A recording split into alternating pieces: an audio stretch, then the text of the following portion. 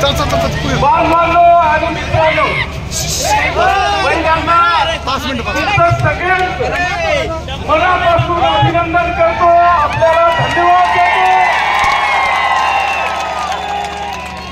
की आपण या पाचोरा आणि भडगाव मतदारसंघामध्ये एक इतिहास रचला आणि तिसऱ्यांदा मला विजयी केला। त्याबद्दल तुमचे सगळ्यांचे मनापासून आभार मानतो, आपल्याला धन्यवाद देतो।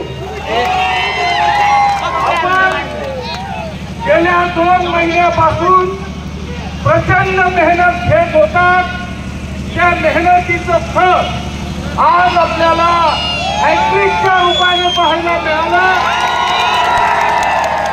आता सगळ्यांना मी आव्हान करतो, विनंती करतो की आपण सगळ्यांनी पोलिसांना सहकार्य करायचं। आजपर्यंत कुठेही गालबोट या 2 महिन्याच्या काळामध्ये आपण लागू दिलं नाही। अनेक विरोधकांनी गालबोट लावण्याचा प्रयत्न केला, पण आपल्याला कुठेही गालबोट लागू द्यायचं नाही।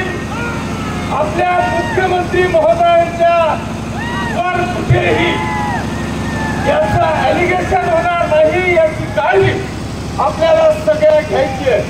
आणि म्हणून मी तुमचं सगळ्यांचं अभिनंदन करत असताना आता सगळ्यांना हात जोडून विनंती करतो की आपली ही मिरवणूक ही इथेच विसर्जन होते, पण सगळ्यांनी शांततेत आपल्या आपल्या घरी जाऊन शांतता पाळायची आहे।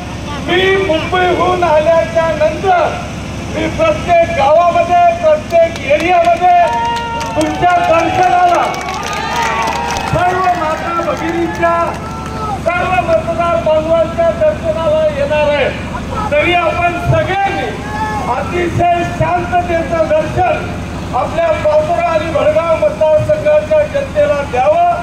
मी अजून विजयाचं सर्टिफिकेट घेतलेलं नाही, मी आता तिथे जातोय विजयाचं सर्टिफिकेट घेऊन।